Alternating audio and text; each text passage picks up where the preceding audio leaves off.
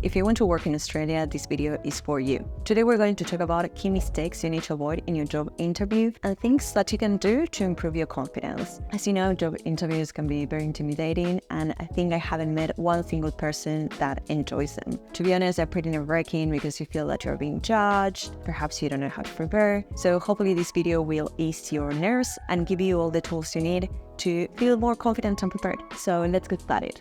The first mistake that many people make when it comes to preparing for the job interviews is that they don't research their company. Job interviews are presentations. So if you have to give a presentation, obviously you're going to prepare. Well, the same applies for job interviews. Employers really appreciate when candidates take the time to research the company, understand what they do, their services, their values. And why is this important? Because this shows the employer that you've taken initiative and that you're proactive, because at the end of the day, identifying yourself with the values of the company basically equals or indicates the motivation that you're going to have to help the company achieve their organizational goals. Now, something that I want to know though is that researching the company is something that in reality you should be doing when you're first applying for the job. That is, you should be doing this when it comes to preparing your resume and your cover letter. So in summary, research is essential. Now, mistake number 2 is being unprepared and not practicing. When it comes to preparing for an interview, you do need to prepare all potential questions that the interview panel will ask you and use a structured approach to answer them. This will allow you to avoid going off on a tangent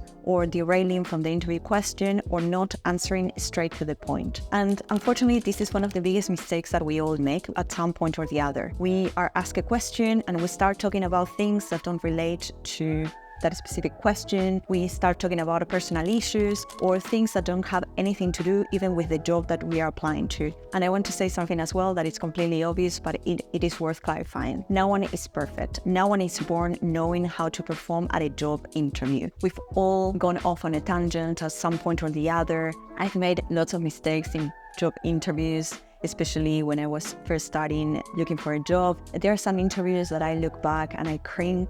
I feel very, very embarrassed about them. So don't worry about it. I guess my best advice is to prepare. Now, mistake number 3 is downplaying your skills and achievements. Something that you need to understand is that in job interviews, your skills are your assets. So don't downplay them. And something that has served me really well in the past is that if I don't have much experience in relation to a specific skill required for the job, which by the way, these are called key selection criteria. So they require skills to perform that job and that you do need to address in the interview as well as in your job application. The best thing that you can do is to identify transferable skills. That is, skills that you've gained in previous jobs that could potentially be transferred to this specific role. And please remember that past experiences don't necessarily imply only paid jobs, but volunteering, internships, all these experiences count as situations where you had the opportunity to gain skills. So use them.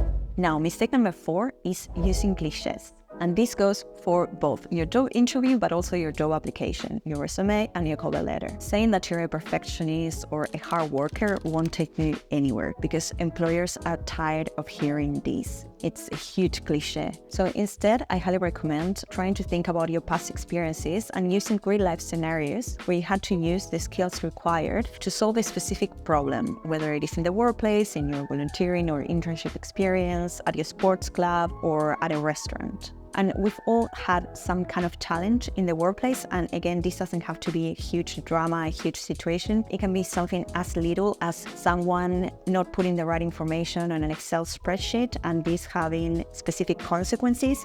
So how did you approach that situation? So if you don't have much experience, perhaps try to think about the little things and the small challenges that you've had. Everything makes for great storytelling. And in relation to this, something that I want to stress is that interviews are all about storytelling. And why is this? Because all stories, every story that you tell to your neighbor, to your friend about what happened to you in your everyday life, and now in this case, you're telling a story about a challenge that you had at the workplace, all these stories have a structure, a beginning, a middle, which is the conflict, and an end. The end is basically the result. So again, job interviews are all about telling stories, real stories. Another mistake that many people make is bad-mouthing previous colleagues, managers, or even customers. Remember that this is a job interview and that you need to remain professional. So what this all means, basically, you need to avoid talking negatively about your past experiences, about other people. And again, this includes customers, because the reality is that it can give a really, really bad impression. And as my mom always says, if you don't have anything nice to say, don't say anything. There are studies that actually show that people who speak negatively about others, especially behind their back, are usually perceived more negatively and as less trustworthy people. And this applies to both real life and your professional life in the workplace. Okay, so what does this mean for your job interview? When you're telling a challenging story, when you're telling a story about a challenging situation that you had to overcome at work, remember to remain professional. Don't get personal. Just talk about the situation. What was the issue? What learnings did you take from that situation? What results did you achieve? What actions had you taken to resolve that situation? But again, avoid getting personal. Now, every time that I make one of these videos about working in Australia, how to prepare your job application, your job interview, many of you ask me for templates and guides and practical examples. So if you want a more step-by-step guide on how to prepare your whole application, how to practice for job interviews, together with guides, examples, feel free to check out our online career coaching program, How to Land a Professional Job in Australia. Link is below. Now, another mistake that many people make in job interviews is being too informal. And while you want to show your personality and connect with the interview panel, being too informal or overly chatty can be a bit off-putting, and you may come across as someone who's not super professional. So be careful with that. Now, having said that, something that I always remind people is that job interviews are, at the end of the day, conversations. Conversations that you're having with people who are just like you and who are trying to find someone that will make their lives easier. Yeah, that's all. And I do feel that remembering this will help you feel a bit less anxious about your job interview. Again, they are human beings and they're not there to judge you in a negative way, but they just want someone, again, who can help them with their everyday tasks. Because probably they have a lot of work and they just need someone to help them.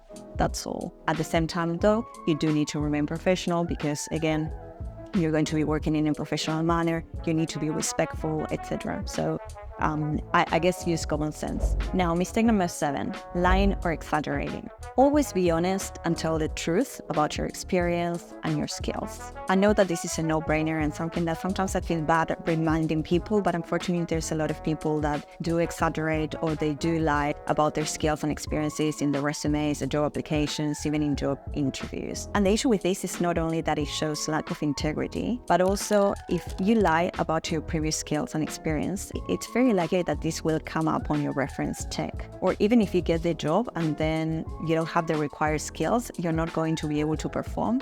And it's very likely that you're not going to pass the 3-month probation period. So again, be realistic and apply for jobs that you are qualified and avoid not telling the truth. Now, another mistake that I see many people make is not asking questions at the end of the interview. Okay, so if you're not familiar with the job interview process, basically at the beginning, you're going to be asked questions, and at the end, you're going to have the chance to ask questions to the interview panel. Basically, they're going to say, do you have any questions for us? And your answer always has to be yes. I do have lots of questions for you.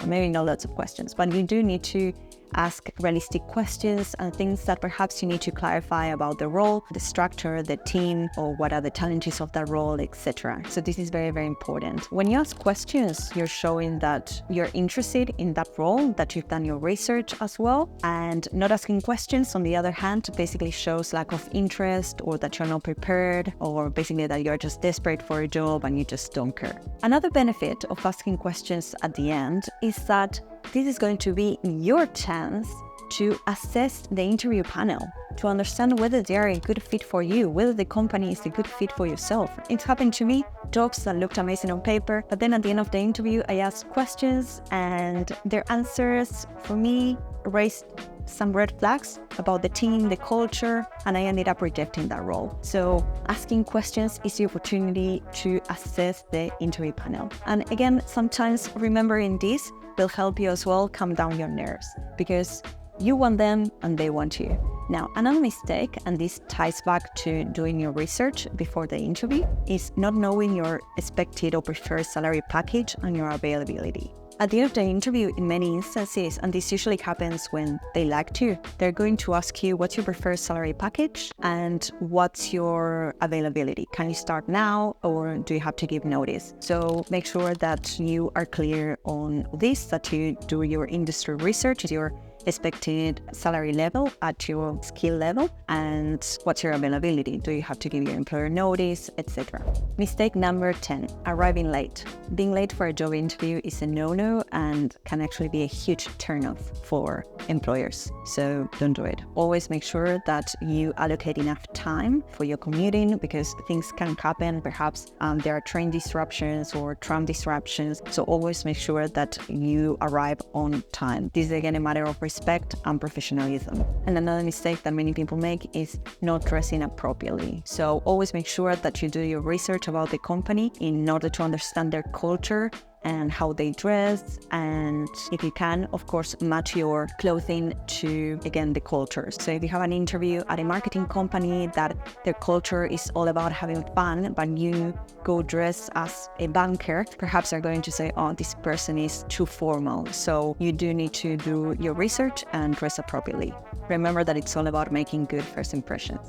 So in summary, job interviews are all about storytelling, drawing on your past experiences, making good first impressions by being professional, showing the interview panel that you actually care and that you have an interest in the company by doing your research, and preparing. Preparation is key. And of course, if you want to prepare, again, you can check out the online career coaching program, or as well, I have other videos on what it's like to work here in Australia, full array of videos in this YouTube channel. And if you like this video, please like and subscribe to keep supporting the channel so I can bring in more content for you. And I'll see you next time. Bye.